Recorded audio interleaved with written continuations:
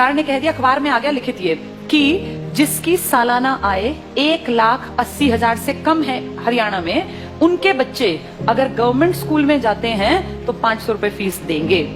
Free में नहीं, 500 रुपए फीस देनी पड़ेगी।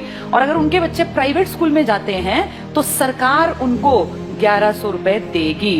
ये तो उनको मिलेंगे अगर उनके बच्चे जाएंगे तो, और ये उनको देने हैं। अब बताओ आदमी क्या करेगा? देने वाला काम करेगा, मिलने वाला काम करेगा? भाई आदमी का बच्चा अगर गवर्नमेंट में जाता है तो पैसे देगा, और प्राइवेट में जाएगा तो सरकार देगी। बताओ आदमी क्या करेगा?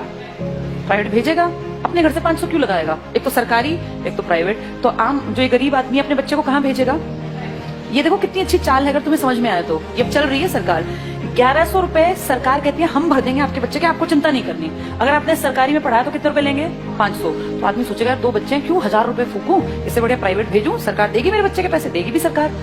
1-2 साल बाद क्या होगा? सारे सरकारी स्कूल धीरे धीरे क्या हो जाएंगे? खत्म हो जाएंगे, खाली हो जाएंगे, बिल्डिंग खाली, एडमिशन 0। 1 साल 2 साल 5 साल बाद क्या होगा? सारे एडमिशन 0 0 0। फिर सरकार दिखाएगी बजट में कि तो घाटे का नुकसान का सौदा है, सरकारी स्कूल बंद पड़े हैं जी, बिना बात इन टीचर्स को हम इतनी सैलरी दे रहे हैं, चपड़ासी रखे हुए हैं, हेडमास्टर है, कोई बेल बजाने वाला है, बच्चा तो कोई आता नहीं।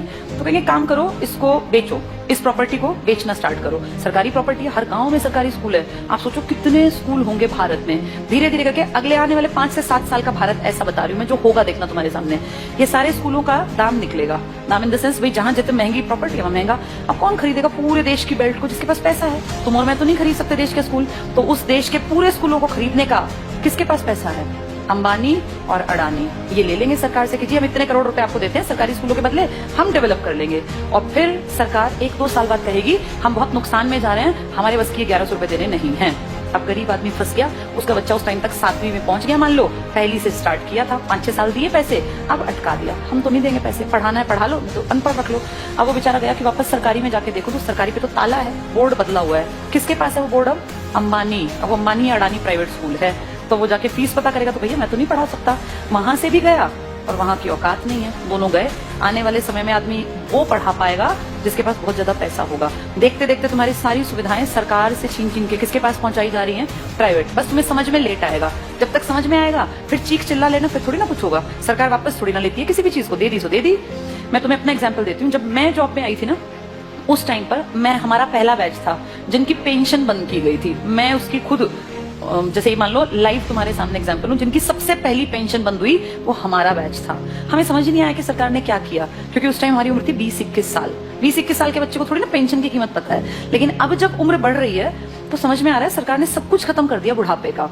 तुम्हारे माँ बाप अगर किसी के गवर्नमेंट जॉब में थे और अगर वो रिटायर्ड हैं तो तुम्हें इसकी कीमत पता होगी। पता है इसकी कीमत क्या है?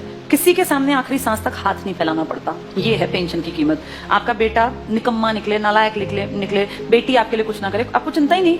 आपकी पेंशन आती है, 5-7 हजार रुपए में झाड़ू पोछा कपड़े बर्तन धोने वाली मिल जाती है। कोई भी एक मेड रख लो, 5-10 हजार की खाने वाली। बुढ़ापे में पैसा बचा के करोगे क्या? अगर तुम्हें सरकार से 35 हजार भी मिलते हैं तो तुम अपने ऊपर खर्च करो ना, क्यों किसी के सहारे बैठे रहना। और जिनके पास पैसे होते हैं ना, बुढ़ापे में वो प्यारे भी लगते हैं सबको। जिसके पास पैसा नहीं है ना, वो बोझ लगता है। फैक्ट है। तुम्हें अपना चश्मा बनवाना है, तुम्हें क्यों बेटा मेरा चश्मा, क्या जरूरत है बेटे की? तुम्हारे पास पैसे हैं, जाओ मार्केट, अपना घूमते फिरते जाओ, अपना टहलते हुए चश्मा बनवा लाओ।